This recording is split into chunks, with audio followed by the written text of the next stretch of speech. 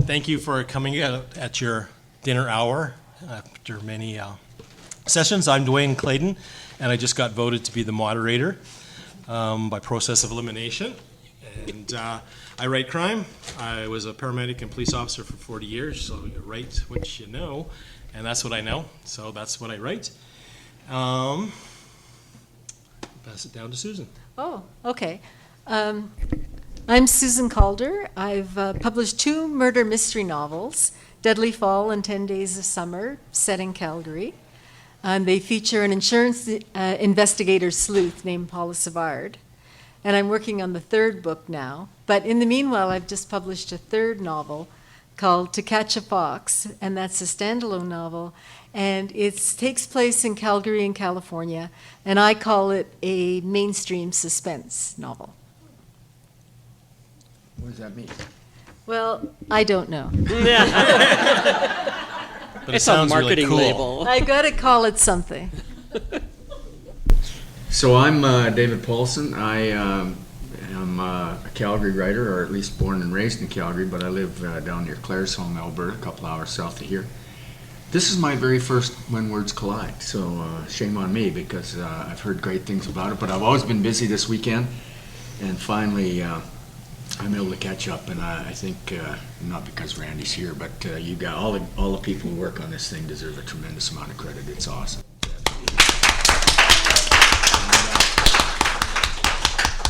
Well, maybe that was because Randy's here. And so I've written a series called the Cullen and Cobb Mysteries, which is set in Calgary. Cullen being a former, a continuing journalist, but no longer with the Calgary Herald, now a freelance journalist who works alongside of an ex-cop named Cobb, and the two of them take on a number of oftentimes cold cases in and around Calgary, and so Calgary is certainly a focal point of the series. The 4th book in the series, called None So Deadly, came out in May of this year, and so they're out there. They're at Owl's Nest Books. You don't have to buy them. I'm pretty sure my mom can get the operation paid for some other way. But no. Anyway, I'll be there, and thanks for coming, you guys. And I'm Jane Bernard. Been known for the Maddie Hatter adventures, which are light steampunk, high-flying all over the world. But my current series is The Falls Mysteries, set in Bragg Creek, Cochrane, and the Ghost Wilderness. And the first book, When the Flood Falls, came out last year, was the 2016 Unhanged Arthur Award winner for unpublished Canadian crime novel. On the strength of which Dundurn wanted 2 more, which I didn't have. So this is the 2nd book, Where the Ice Falls. It officially launches tomorrow, but if you race right over to the dealer's room and don't stay, Owl's Nest would sell you one today. This book is set at Christmas, and so you'll notice there's little treats on the table here. Door prizes. Mine is a little Christmas stocking. We're going to draw those intermittently, and then we're all going to talk about our individual book or read a little snatch for you so that you can kind of get a sense of what they're all about. All right, thanks. So my novels are set in Calgary as well. I grew up in Calgary, grew up in Bowness. And so they're set, first one set in 1976 Calgary. There's no police tactical unit at the time. And my main character, Brad Coulter, is a 4-year cop. He sees the need for things, but the brass doesn't think they need all this fancy stuff. So things lead to the point where they do need the fancy stuff. Big confrontation at the end with some ex-military who are robbing banks and Brinks trucks. Second novel is called Outlaw, and it's based on outlaw motorcycle war. And it's based in Calgary. There actually was one in the late 70s into the 80s in Calgary. Maybe not as gruesome as I portray it in this one. And then there was another big one in Montreal too, Rock Machine, and Banditos had a big war in Montreal on the street. So I took those, molded them together. And then the third novel, Wolfman is Back, will be released in November. And there's a character in Outlaw that all the readers hated and wondered why I hadn't killed him, so I brought him back. So you can kill him. So I can kill him, exactly. Yeah. We do that to Dwayne all the time. So at any point, do you have any questions for any of us? This is really informal, so by all means, ask questions about our books or why we set them in Calgary. I set mine in Calgary because I know Calgary, know the streets, and so I can put that into it. So do we want to start doing some readings? We could do that, or should we talk a little about it, or Yeah, well, whatever we're going to do. Yeah, actually, so for the panelists, it's open to them. They can talk Yeah. about their novels, or they can read from their novels and take questions, that sort of. So it's really informal. So Okay. whatever you'd like to do. I guess I can go next. I was going to talk about I thought I would talk about my new novel here, which is not part of the mystery series. It's called To Catch a Fox, and it's actually set in Calgary and California. I actually started that novel long before the mysteries and wrote another version of it, but put it away in a drawer and figured that was the end of it, forget it. But then while I was working on the mystery novels, a whole new idea for this story just grabbed me. And I started to work on that on the side. And this is why, David, I might call it suspense mainstream, because the concept of it didn't start out as a mystery suspense kind of book, but I feel I really use the things I've learned about mystery and suspense in writing that book. So I think it's more suspense because we know in this story what the bad guys are up to as the story goes along, whereas in a mystery you're usually trying to find that out and really don't until the end. So it was fun doing that. So in this story, my main character, Julie Fox, is a Calgary engineer, and she goes on a quest to Southern California to try to find out what happened to her mother, who had abandoned her, Julie, when she was a child. And her stepsister, Delilah, goes along with her, and she's more or less the sidekick in this story. And so the quest takes them to this retreat, which is a kind of quirky self-help retreat. And so that's why my door prize is cacao therapy. And I feel that probably these chocolates are a much safer method of therapy than that retreat, because there are snakes in the grass for Julie and Delilah. So it's not necessarily going to be good for them. And the retreat has a kind of Italian fantasy theme. The people who go there dress in these costumes, Roman or Tuscan type costumes. They meet in an amphitheater outdoors. Aurora, who's the spiritual leader, talks of thanking the gods. And so my bonus door prize is a package of pasta for the Italian version. So the lucky winner of my door prize coupon will get that, and perhaps a one-way ticket to the retreat. Oh, I'm also wearing a shirt set in Venice, but that isn't in the door prizes. No, I'm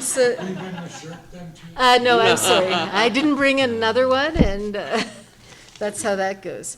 So I thought what I would do is read a short scene that takes place when Julie and Delilah first land at the retreat. And this is from Delilah's point of view. So what has happened is they have the two retreat leaders, Aurora and Sebastiano, who is more or less her second in command. And they've separated the sisters, and each of them is taking them around and trying to show them what the retreat is like. So as this scene starts out, Julie is off with Aurora somewhere, and Sebastiano is taken off to talk to this woman, Cassandra, who Delilah doesn't know who she is, but she seems to be playing a key role there. And so Delilah is alone in the lounge. So we'll just read this scene, short scene. I've trimmed it a bit because it takes place about halfway through the book, and I wanted to eliminate spoilers. So here we go. Seated on a plush sofa, Delilah nursed her fruit punch. Sebastiano had told her that the New Dawn retreat was dry aside from wine at meals, but this punch had a kick thanks to the herbs from the garden out back. He also said that within the hour, the week's 22 guests would begin pouring into this lounge. His job would be to entertain them while they waited for Aurora to register them in her office behind the massive mahogany door. "You people are pretty hands-on," Delilah had commented. "Probably too much." Sebastiano had answered with a grin. He scared the shit out of her. Too handsome and tanned, confident, tall, and muscled, his eyes an incredible blue, his cologne thick, his t-shirt and jeans tight. Was he sleeping with Cassandra? And what was it with everybody's elaborate names? Behind Delilah, the fireplace crackled. The fire seemed real, but it might be as fake as the names and this Romanesque environment.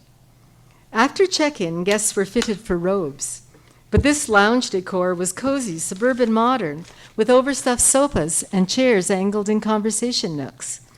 Beige tones and plants added earthiness and lightness.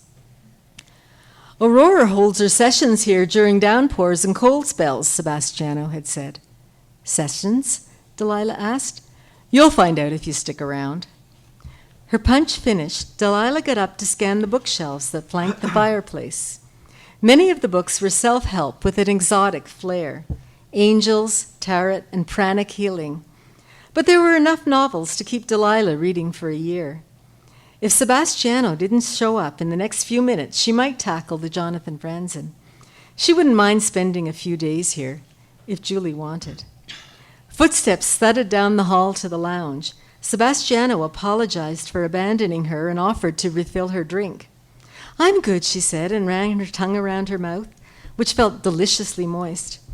Would you give me the recipe for this? No problem. That's not one of our secrets, Sebastiano winked. He led her to the hall and motioned to the stairs on the right. Aurora's bedroom is up there. It's off limits, except to staff and special invitees. Here's the dining room. A woman was setting places at 3 round tables. The white tablecloths and fern centerpieces would suit a wedding reception. At the far end, Cassandra adjusted a lectern beside a rectangular table. Sebastiano motioned Delilah across the hall to the kitchen. Workers chopped vegetables on a butcher block island and bustled between stainless steel industrial-size appliances. A short man stopped beside them. His apron was spattered with tomato sauce as red as his face. Is this our first guest for the week? He asked. We're hoping, Sebastiano said. He smiled down at Delilah. Thank you.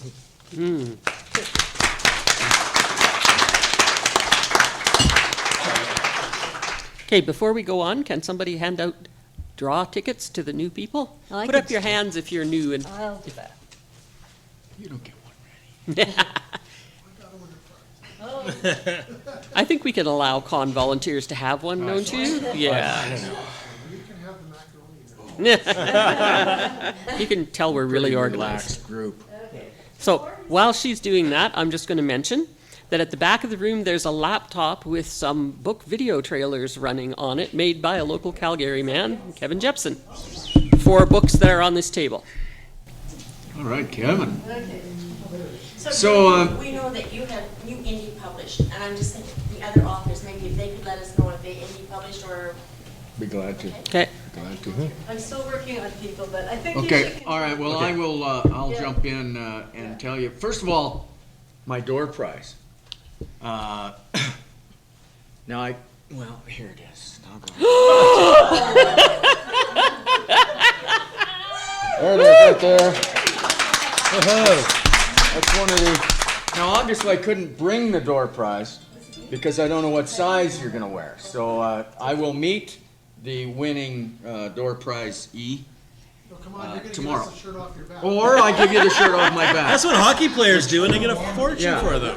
Which, you know, you're welcome to that too, if You know, if that David, turns your crank. the art show upstairs, the Hidden Art Room in Lake Louise, if you haven't seen it yet, they're talking about having live model drawing sessions up there. So, you know, you could Okay. be in. All right.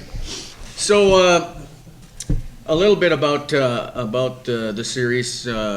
As I said, first of all, I have 27 books in total. Most of them for young adult and teen writers.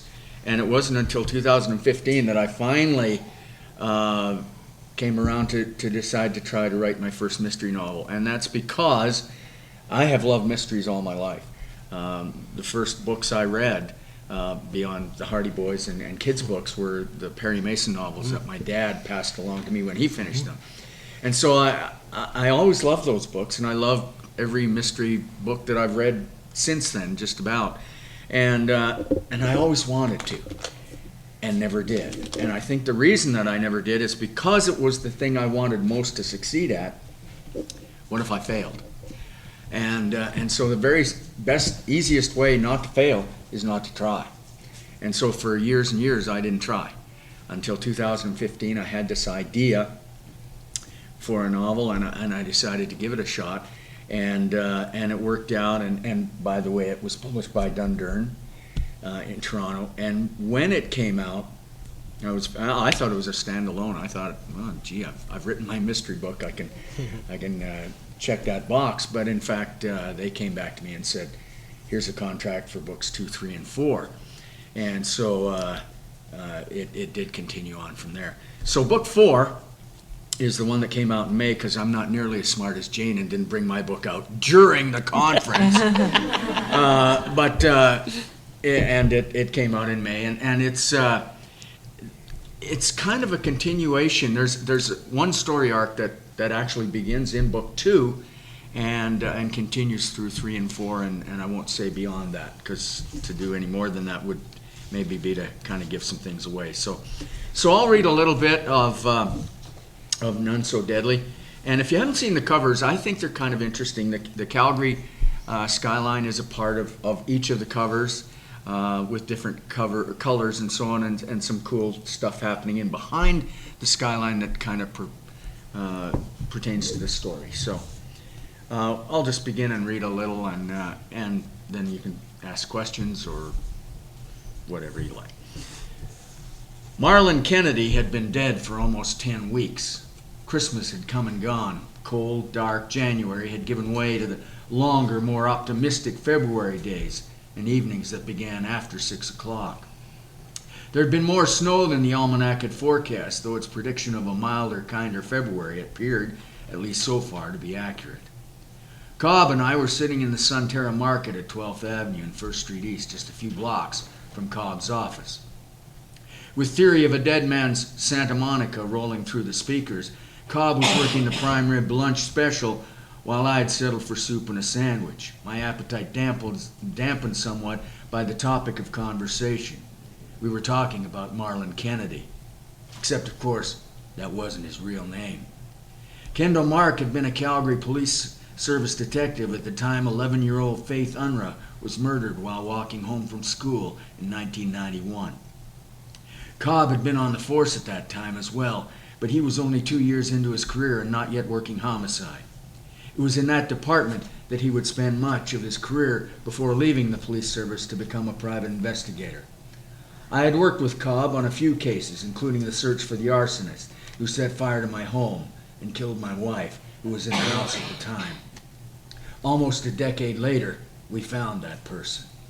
Cobb told me the details of the Faith Unruh murder after my girlfriend's daughter and her best friend had stunned us with their knowledge of the horror that had taken place 15 years before either of them had been born.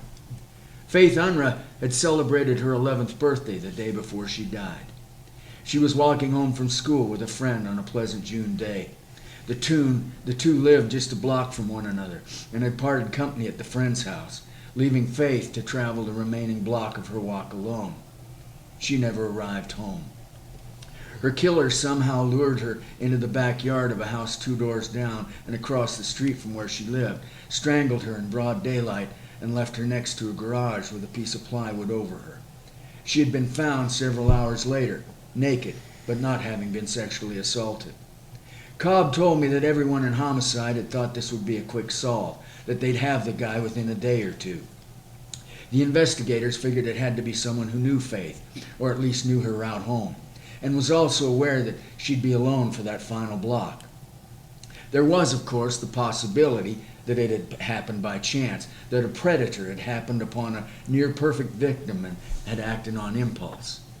Cobb said most investigators had ruled out that scenario, believing that the perfect storm of luck and opportunity was improbable. And that view was compounded by the belief that Faith would not have gone into the backyard of a neighboring house with someone she didn't know. There was a fair amount of blood near the body that wasn't Faith's, so the police figured they'd have physical evidence as well. There were also indications that the girl had fought for her life, which meant she had likely screamed. But as the investigation continued, it became clear that if Faith had screamed, no one heard her. As unlikely as it seemed, apparently no one had seen or heard anything out of the ordinary. The investigating team talked to everyone in the neighborhood, even appealed on radio and TV for anyone who might have been driving by to come forward. Several people had responded, most of whom must have been very near when the murder took place.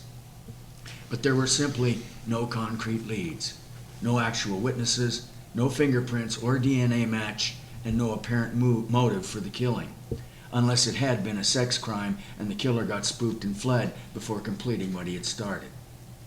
The original investigating team was two veteran guys who Cobb said had worked their tails off. One was named Lenny Hansel.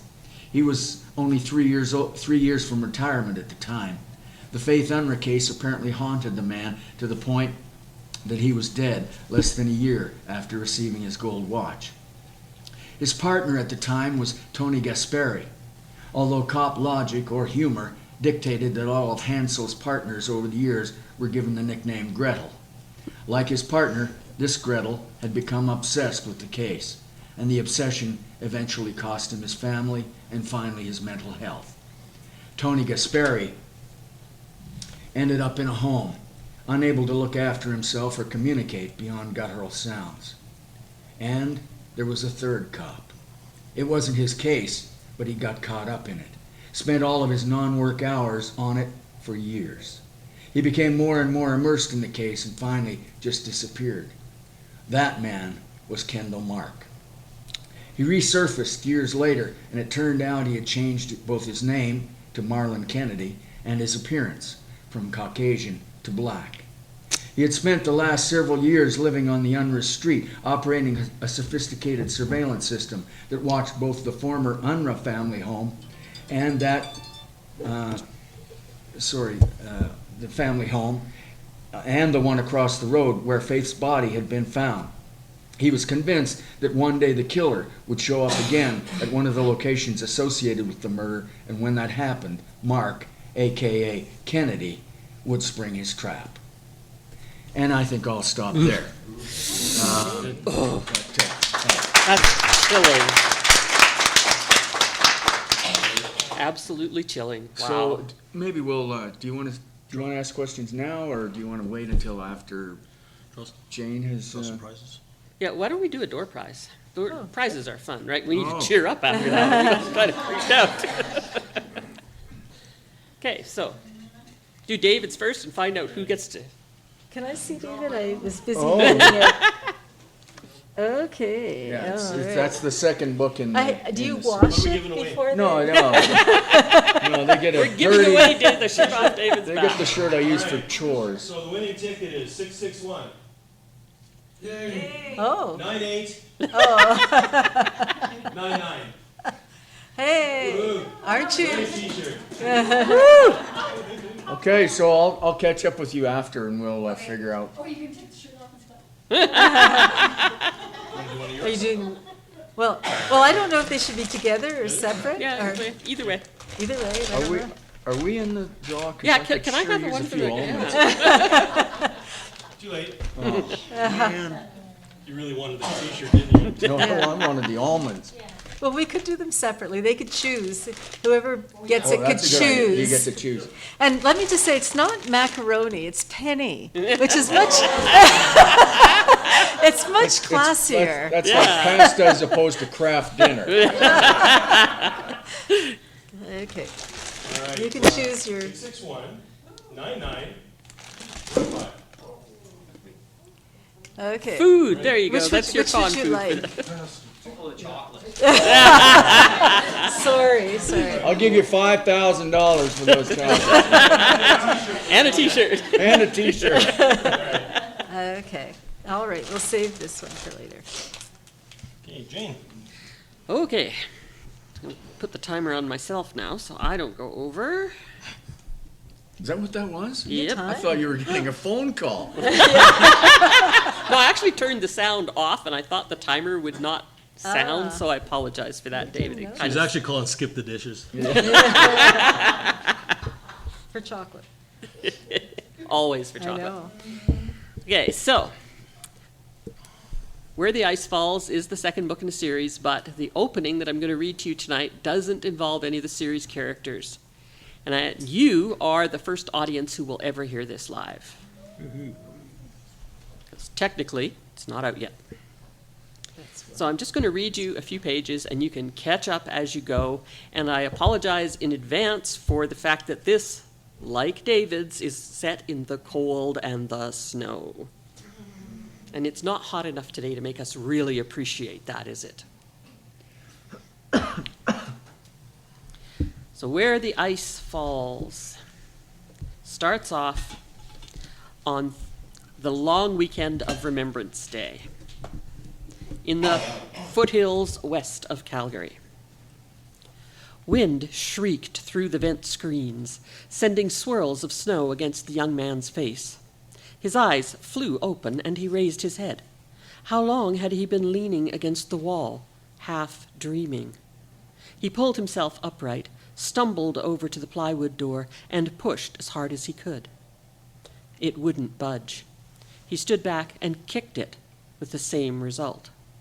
He threw his shoulder against it. Still nothing.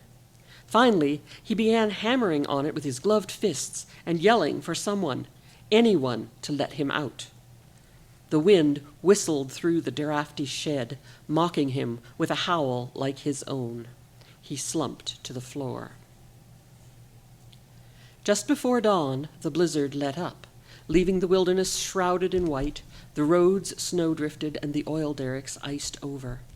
Far out on the shoulders of the Rockies, the scattered chalets at Black Rock Bowl were hidden under the blanket of snow. No sign of life disturbed the stillness, save a lone spire of chimney smoke rising up into the lightening sky. As the sun rose, it revealed this white new world, kissed the roof of the shed, slowly melted the snow, the water dripping down to form ever-lengthening icicles. 6 more days of melting and freezing followed before the plow from Wypress Village reached the deserted resort. It rumbled around the Black Rock Loop from the northern end, its operator keeping an eye out for a red Toyota Camry reported missing on the first day of the storm. Day by day and week by week, the sun added more icicles to its artwork, until the front of the shed resembled a waterfall frozen mid-tumble. The diamond clarity of the ice reflected the surrounding snow, sky, and forest. November ended. December began. The ice fall thickened. Now we skip over until the week before Christmas.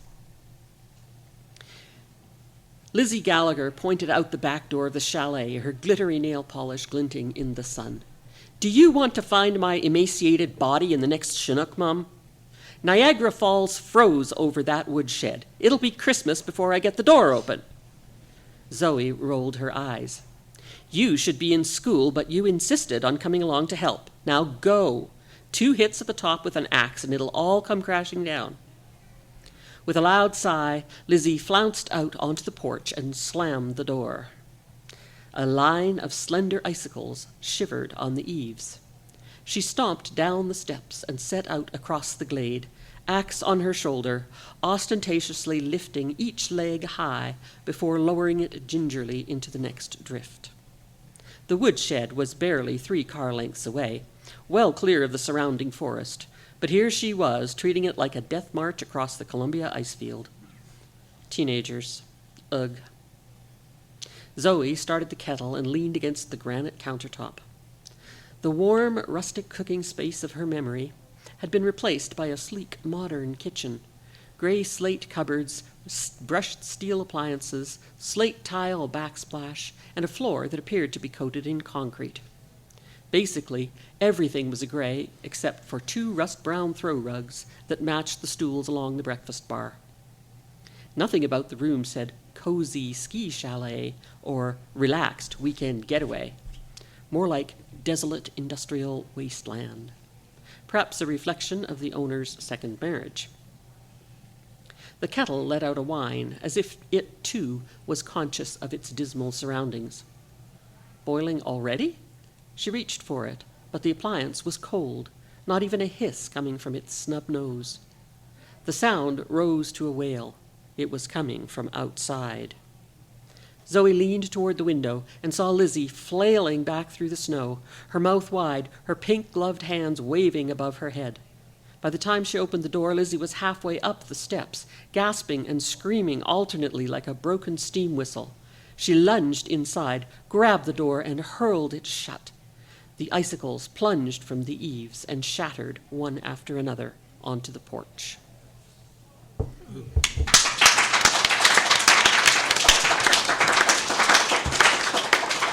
Desolate industrial wasteland describing a second marriage. I love that. Okay, and this book is available at Owl's Nest here. It's published by Dundurn. My other books are published by Tyche Books, and they're available at the Tyche Books table. Gonna give away the Christmas stocking? Christmas stocking.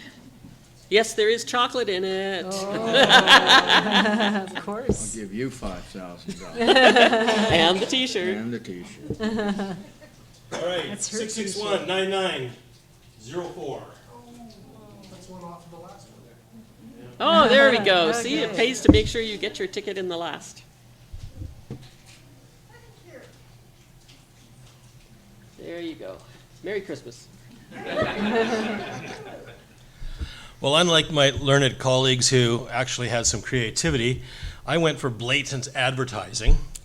So a mug, and so you can always remember me when you're writing. A mouse. I'll talk maybe something a little bit different. You asked if I was an indie author, and so I am. And so I'll talk a little bit about that. In 2015, Crisis Point was a finalist for the Unhanged Arthur Ellis Awards. And at the banquet in Toronto, I felt like I was kind of at the Academy Awards. And initially I was just happy to be there. And then it was, well, maybe I might have a chance of winning. And I thought, well, no, I probably have a really good chance of winning. And then I didn't. But sitting next to me, a lady struck up a conversation, and she was an agent. And so we talked back and forth, and she said, well, send me your manuscript. So I did that. She suggested changes, made the changes, and then she started shopping around my novel.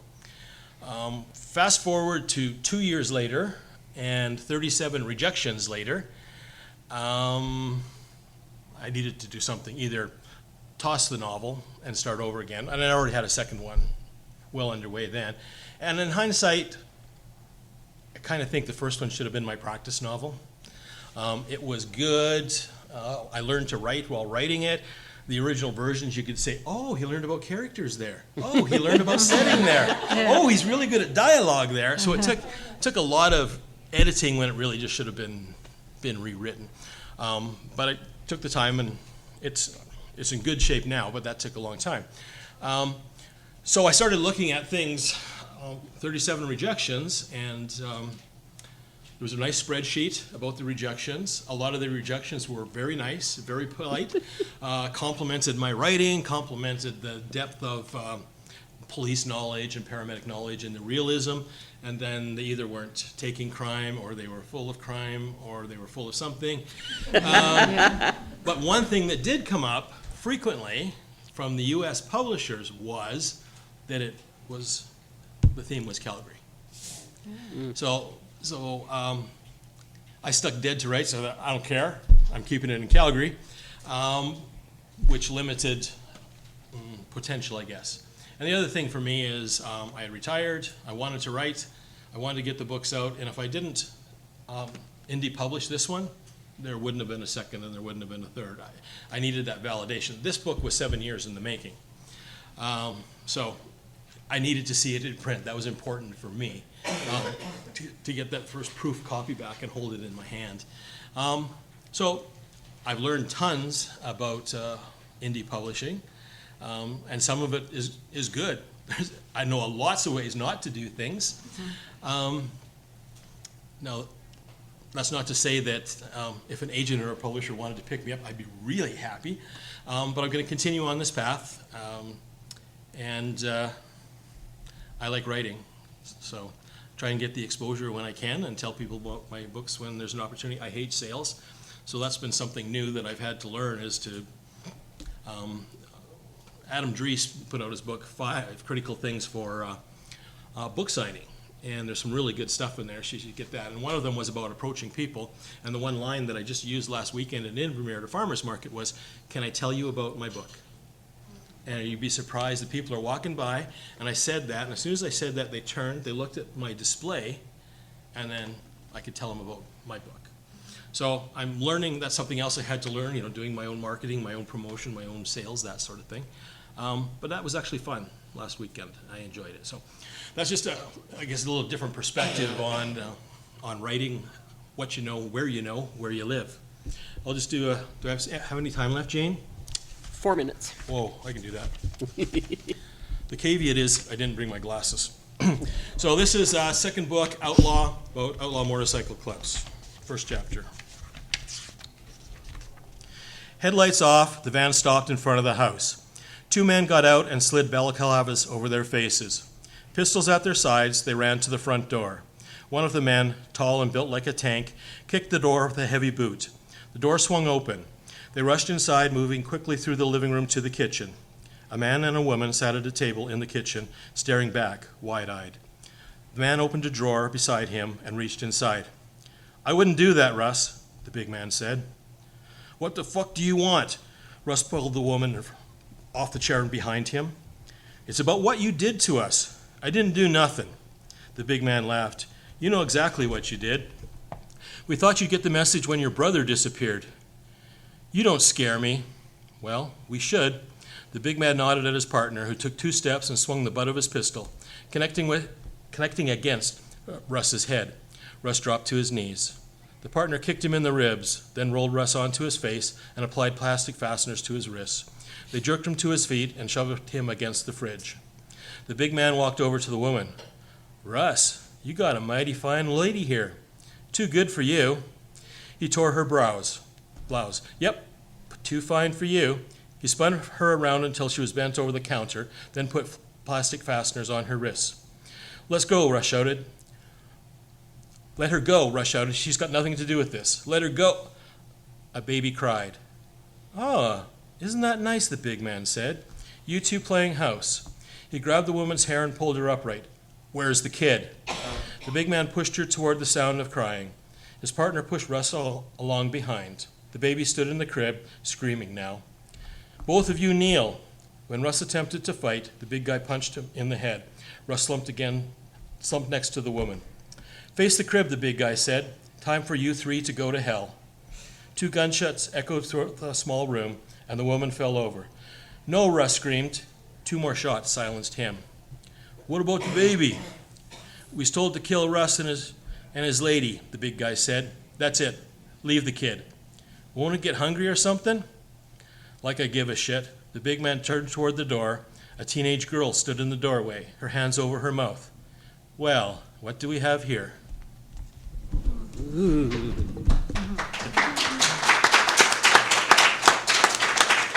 Can you make it? Yep. Bravo. All right. Oh, door prizes. Okay. Are you going to draw those separately? Yeah.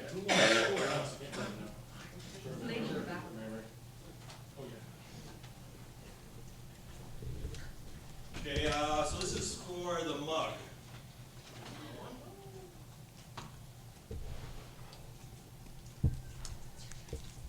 Thank you. 661-9891. Woohoo! Way to go.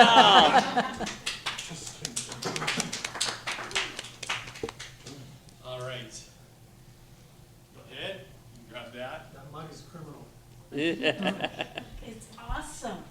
Now we'll go for the Chef Boyardee Alphagetti. Penny. Yeah, right. 661-9901. Oh, lucky you. I thought someone. I'll blew give you your face. $10,000 for the noodles. I think you'll have it For too. the house pad. And there is one more after this. Oh, Okay. one more, okay. 661-9895. There you go. You guys have what? Yep, last one. Dead. It's a $5 gift card for the Owl's Nest table right here in the con. Oh, good. Perfect. 661-9897. Oh.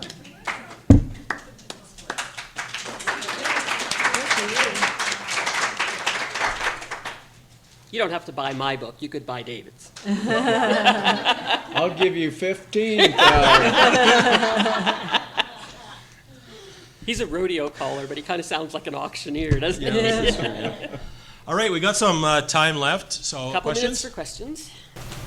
I got a question. So Dwayne mentioned the marketing limitations of writing set in Calgary. We know why you published. What about you three? Why did you decide to publish books set in Calgary? Despite the marketing limitations.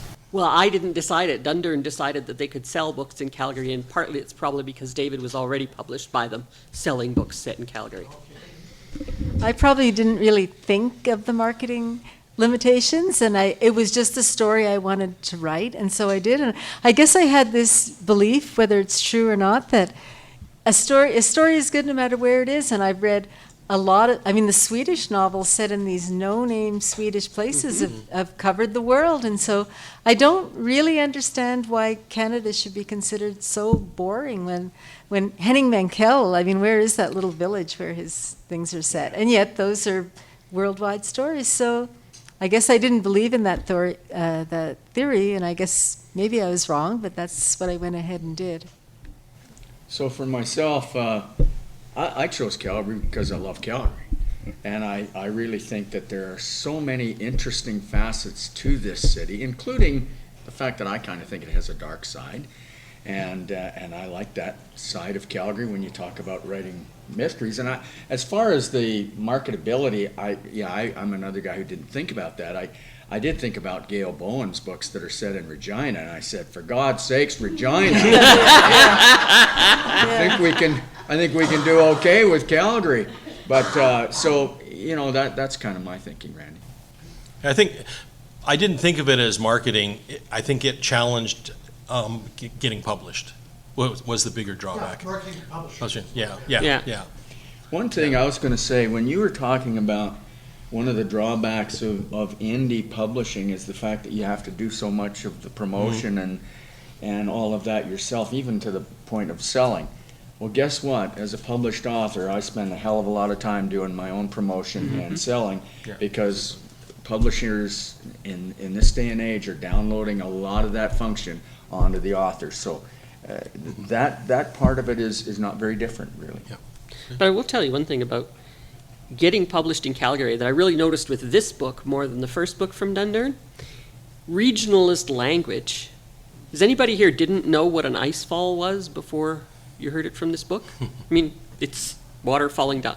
Well, apparently if you live in southern Ontario where it's mostly flat, you don't know what that is. They thought it was ice falling through into the lake or something. So I had to educate the cover designer and everything else. And then I had to rewrite the opening to make it clear that an ice fall was what was a bunch of icicles built up falling down. Who would have thought of that? And there were a few other regionalisms too that the Ontario editors queried. They queried really odd things, so that's what I found. They do. They questioned me about why the Calgary airport baggage handling isn't inside security. They didn't think that was possible in a modern Canadian airport, but it is. It's right inside the doors, right? You could walk in there and take any bag you wanted. And I was going to say,